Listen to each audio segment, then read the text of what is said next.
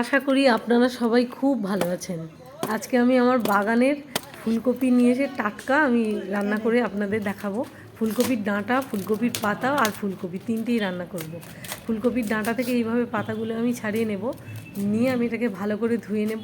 টাটকা তুলে এনে আমি বানাচ্ছি, এর স্বাদ অসাধারণ খেতে লাগে, বিশ্বাস করুন।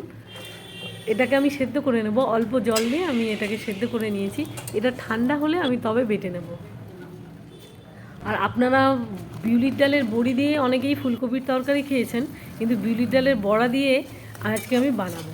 বিউলির ডালটাকে ভালো করে ফেটে নিয়ে আমি এরকম গোল গোল করে দিয়ে লাল লাল করে ভেজে নেব। আর কড়াইয়ে যখন ফুলকপি দেন তেলের মধ্যে, দেখবেন তেল খুব চারিদিকে ছিটিয়ে যায়, সেই জন্য আমি চাপা দিয়ে দিয়ে এটাকে ভেজেছি। এর মধ্যে সেদ্ধ করা আলুও দিয়ে দিয়েছি, দিয়ে একসঙ্গে এটাকে আমি ভালো করে চাপা দিয়ে দিয়ে অল্প তেলেই আমি এটাকে ভেজে নিয়েছি। এবার কড়াইয়ের মধ্যে আমি গোটা জিরে দিয়েছি, একটু হিং ফোড়ন দিয়েছি, আর টমেটো কুচি, লবণ, ধনে গুঁড়ো, জিরে গুঁড়ো, হলুদ গুঁড়ো, লঙ্কা গুঁড়ো, আদা বাটা দিয়েছি। দিয়ে ভালো করে আমি মশলাটা কষিয়ে নিয়েছি, অল্প জল দিয়ে ঢাকনা দিয়ে আমি ভালো করে মশলাটা কষিয়ে নিয়েছি। আমার মশলা কষা কমপ্লিট। এর মধ্যে আমি আলু আর ভেজে রাখা ফুলকপিটা দিয়ে দিয়েছি।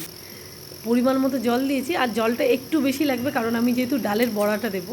ডালের বড়াটা দিয়ে দিয়েছি, চাপা দিয়েছি। এটা খেতে এত সুন্দর লাগে, আপনারা অবশ্যই বানাবেন, বানিয়ে আমাকে খেয়ে জানাবেন কেমন লাগলো। পাতা ঠান্ডা হয়ে গেছে, আমি পাতাটাকে বেটে নেব। এবার পাতার ডাঁটাটা আগে করে নিই। আমি কড়াইয়ের মধ্যে গোটা জিরে, শুকনো লঙ্কা আর পাঁচ ফোড়ন ফোড়ন দিয়েছি। ডাঁটাটাকে একদম সরু সরু করে কেটে নিয়েছি, আলু আর ডাঁটা। এর মধ্যে হলুদ গুঁড়ো আর লঙ্কা গুঁড়ো দিয়েছি, আর কিচ্ছু দিইনি। পাতাটাকে এইভাবে বেটে নিয়েছি, আর আমার ডাঁটাটাকে ভাজা কমপ্লিট হয়ে গেছে। এবার কড়াইয়ের মধ্যে আমি শুকনো লঙ্কা, কালা জিরে দিয়ে পাতা বাটাটা তুলে দেব। এটাতে শুধু শুকনো লঙ্কা আর কালা জিরেই দিতে হবে, আর কিছু দিতে হবে না। লবণ অল্প, হলুদ অবশ্যই দেবেন না, এটা গ্রিন কালারটা খুব ভালো লাগে। অনেকক্ষণ ধরে কিন্তু কম আছে এটাকে ভাজতে হয়, খেতে খুব ভালো লাগে।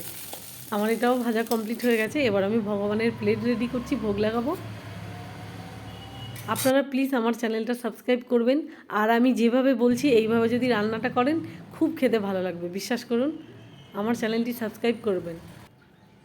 আমি ভগবানকে ভোগ লাগিয়ে এসে খাবো। ভোগ লাগানো হয়ে গেছে। আমি এবার গ্রিন, একদম গ্রিন কালারের, দেখুন এটা ক্লোরোফিল ভর্তি, খেতে খুব সুন্দর লাগে, শরীরের জন্য এটা খুব ভালো। আপনাদের কেমন লাগলো কমেন্ট করে জানাবেন, আর আমার চ্যানেলটি প্লিজ প্লিজ প্লিজ সাবস্ক্রাইব করবেন। Thank you so much.